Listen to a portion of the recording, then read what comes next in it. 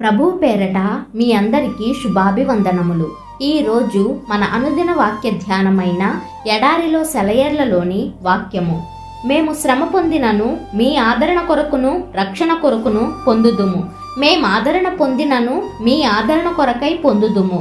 ఈ ఆదరణ మేము కూడా పొందుచున్నట్టి ఆ శ్రమలను ఓపికతో సహించుటకు కార్యసాధకమై ఉన్నది. మీరు శ్రమలలో ఎలాగూ పాలివారై ఉన్నారో అలాగే ఆదరణలోనూ పాలివారై ఉన్నారని ఎరుగుదుము గనుక మిమ్మును గూర్చిన మా నిరీక్షణ స్థిరమై ఉన్నది. కొరింథీయులకు రాసిన 2వ పత్రిక 1వ అధ్యాయము 6-7 వచనములు. నీకేదైనా వేదన బాధ కలిగినప్పుడు వెంటనే వెళ్ళి కష్టసుఖాలు చెప్పుకోవడానికి నీ పరిచయస్తుల్లో ప్రత్యేకమైన వ్యక్తులున్నారు కదా. వాళ్ళెప్పుడు ఇంపైన మాటలు సేదదీర్చే మాటలు పలుకుతుంటారు. నీ అవసరానికి తగిన ఆలోచన చెబుతుంటారు. అయితే గాయపడిన హృదయాలను కట్టడానికి కారే కన్నీళ్లను తుడవడానికి సామర్థ్యం వాళ్ళకెలా వచ్చిందో నీకు తెలియదు. అయితే నువ్వు వాళ్ళ గత చరిత్ర తిరగేస్తే తెలుస్తుంది. అందరికంటే వాళ్ళు ఎక్కువ శ్రమలను అనుభవించి ఉన్నారని. వాళ్ళ ఆనందాల పసిడి పాత్ర వాళ్ల ఎదుటే బళ్ళున బద్దలైపోయిందొకనాడు. ఆటుపోటులను చవిచూశారు వాళ్ళు. వాడిపోతున్న తీగల్ని చూశారు. మధ్యాహ్నం వేళనే అస్తమించిన సూర్యుడిని చూశారు. ఇదంతా వాళ్ళని ఈ విధంగా మనుషులకి ఆదరణ కారకులయ్యేలా చేయడంలో సహాయపడింది. దూరదేశాల నుండి వచ్చే ప్యాకెట్లు మురికిగా ఉండొచ్చు, కానీ వాటిలో సుగంధ ద్రవ్యాలుంటాయి.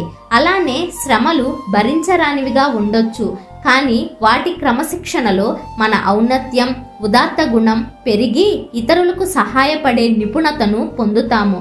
శ్రమలలో చిరాకు పడొద్దు. దాని ద్వారా నువ్వు పొందగలిగినంత పొందడం నేర్చుకో. దేవుని చిత్త ప్రకారం నీ తరం వాళ్ళకి సేవ చేయగలిగేలా దాని సహాయం తీసుకో. ఓ సుప్రభాత శుభవేళ ఒక తీయని పాట ఆలకించాను. మృదు మధుర ప్రార్థనా గీతా రవళిలో పులకించాను. ఆ పాట పాడిన స్వరం కోసం అన్వేషించి శరాఘాతానికి నేల కొరిగిన పక్షిని తిలకించాను. బాధలో రెక్కలు ముడిచిన ఆ జీవ ఆత్మని చూశాను. విలపించే లోకానికి చిరునవ్వునిచ్చే మధురిమను చూశాను. జీవన మాధుర్యం బాధలో వేదనలో ఉందని తెలుసుకున్నాను. ఆ గాయపడిన ఆత్మ గుచ్చుకున్న బాణంతో పాడుతూ ఉంది. తెలుసా, ప్రేమించి హింసలై పాలైన మనిషి గురించి, ఆ చేతులకున్న మేకుల గురించి, ప్రక్కలోని బల్లెం గురించి, కొరడా దెబ్బల గురించి, అపహాస్యాల గురించి, ఒళ్ళ కిరీటం ధరించి నీ పాపాల కోసం చనిపోవడం గురించి. యజమాని కంటే అధికుడవేం కాదు. నీ ఆత్మలో ముళ్ళున్నా ఆయన కృప చాలు.